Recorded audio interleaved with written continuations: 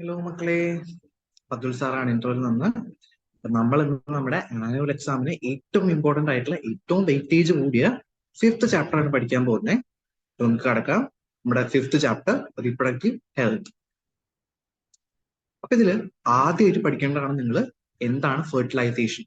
നമുക്കറിയാം നമ്മുടെ മെയില്, നമ്മുടെ പുരുഷന്മാര് സ്പേമും അതേപോലെ മുൻബീജവും, ഫീമെയിൽസ് അണ്ടം ഓവവും പ്രൊഡ്യൂസ് ചെയ്യും. ഇത് രണ്ടും മീറ്റ് ചെയ്യുമ്പോഴാണ് ഫെർട്ടിലൈസേഷൻ നടക്കുന്നത്.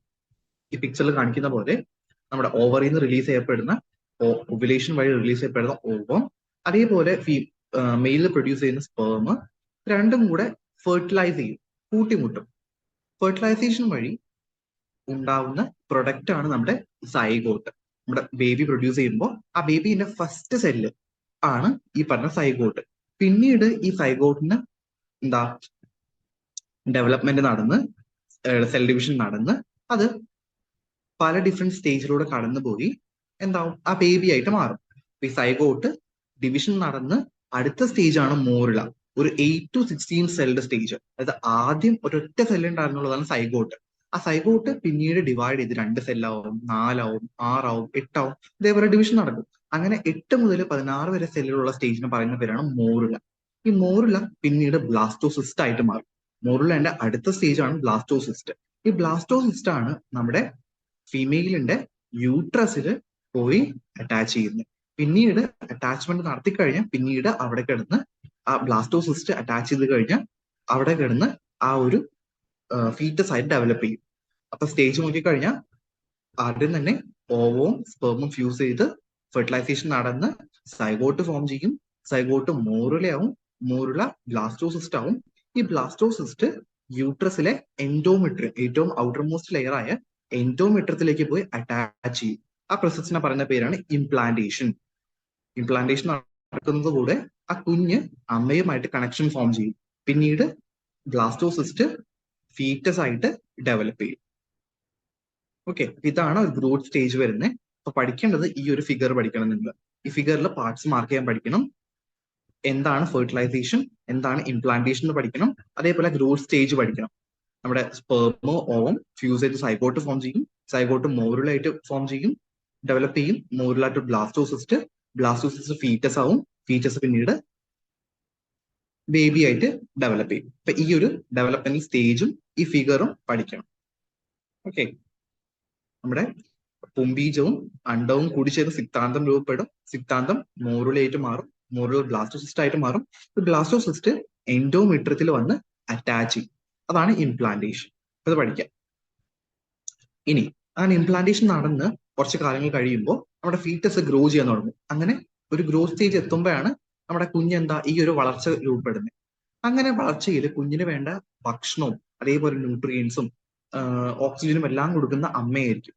അപ്പൊ അമ്മേനെ അതിന് സഹായിക്കുന്ന ഭാഗങ്ങളാണ് ഈ പ്ലാസന്റ, അംബിലിക്കൽ കോഡ്. പ്ലാസന്റ നമ്മുടെ അമ്മയും കുഞ്ഞും തമ്മിലുള്ള ഒരു കണക്ഷൻ ആണ്. Temporary structure formed after the blastocyst adhered to the uterine wall. നമ്മുടെ ബ്ലാസ്റ്റോസിസ്റ്റ് ഗർഭാശയ ഭിത്തിയിലേക്ക് പറ്റിപ്പിടിച്ച ശേഷം രൂപപ്പെടുന്ന താൽക്കാലികമായ ഒരു സംവിധാനമാണ് ഈ പറഞ്ഞ പ്ലാസന്റ. ഈ പ്ലാസന്റ പിന്നീട് പ്ലാസന്റയിൽ നിന്ന് പൊക്കിൾ കൊടി രൂപപ്പെടും. ഈ പൊക്കിൾ കൊടിയാണ് നമ്മുടെ അമ്മയും കുഞ്ഞും തമ്മിലുള്ള പോഷകങ്ങളും ഓക്സിജനും ഒക്കെ അങ്ങോട്ടും ഇങ്ങോട്ടും എന്താ പ്ലാസന്റയിൽ നിന്ന് കുഞ്ഞിന് ഉത്പാദിപ്പിക്കുന്ന വേസ്റ്റുകളെ തിരിച്ച് അമ്മയിലേക്കും കൊടുക്കാൻ സഹായിക്കുന്നു. അങ്ങനെ ന്യൂട്രീഷനും അതേപോലെ ഓക്സിജൻ ട്രാൻസ്പോർട്ടിനും ഹെൽപ്പ് ചെയ്യുന്ന ഭാഗമാണ് അംബലിക്കൽ കോഡ്, ഈ പറയുന്ന പൊക്കിൾ കൊടി. പിന്നീട് ആ കുഞ്ഞിനെ കവർ ചെയ്തുകൊണ്ട് ആംനിയോൺ കാണാൻ പറ്റും, ഒരു മെംബ്രെയിൻ.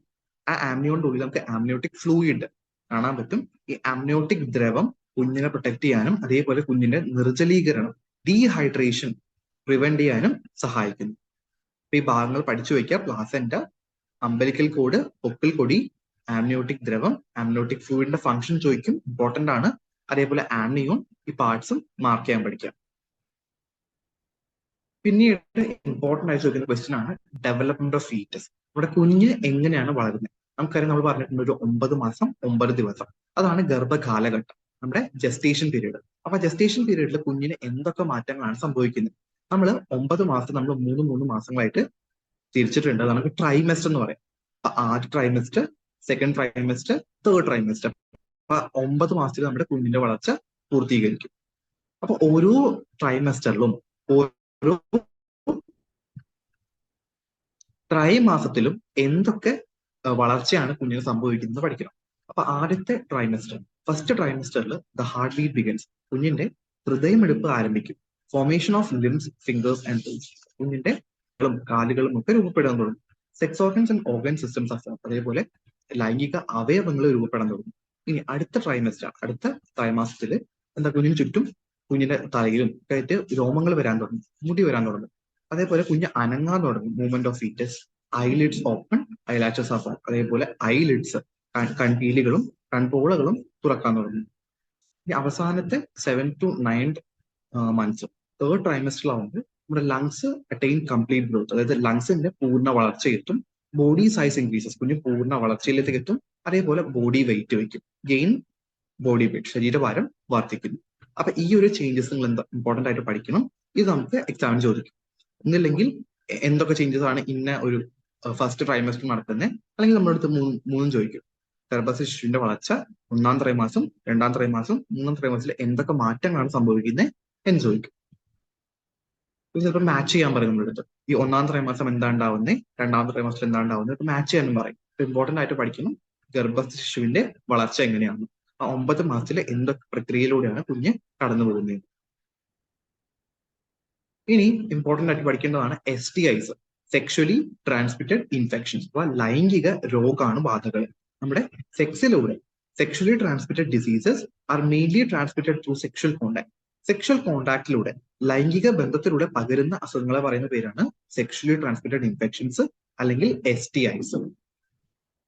അപ്പൊ അതിന് എക്സാമ്പിൾ പഠിക്കണം നിങ്ങൾ. ഇമ്പോർട്ടന്റ് ആയിട്ട് വരുന്ന STIs, AIDS, ക്ലമീഡിയാസിസ്, gonorrhoea, syphilis, genital herpes, ഇങ്ങനെയുള്ള ഒരു 4 എക്സാമ്പിൾ പഠിച്ചു വെക്കുക നിങ്ങൾ.